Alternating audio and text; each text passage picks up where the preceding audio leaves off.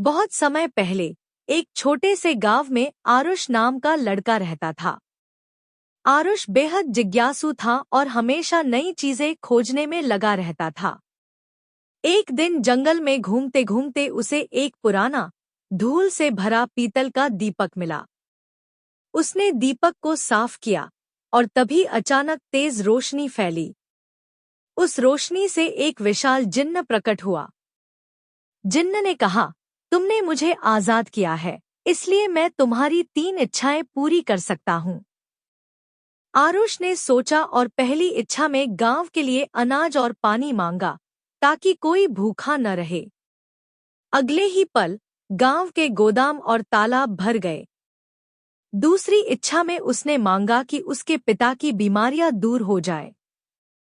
जिन्न ने मुस्कुराते हुए कहा, हो गया, और चमत्कारिक रूप से उसके पिता स्वस्थ हो गए। अब तीसरी और आखिरी इच्छा बाकी थी। जिन्न ने कहा, सोच समझकर मांगो, क्योंकि यह आखिरी मौका है। आरुष ने कुछ देर सोचा और कहा, मैं चाहता हूँ कि जब भी किसी को मदद की जरूरत हो, यह दीपक उसके पास पहुंच जाए। जिन्न ने हैरानी से उसकी ओर देखा और बोला, तुमने अपनी खुशी से ज्यादा दूसरों के बारे में सोचा है। यह सच्ची महानता है। फिर जिन्न ने दीपक को एक जादुई रूप दिया और कहा, अब यह हमेशा नेकदिल इंसानों के पास जाएगा।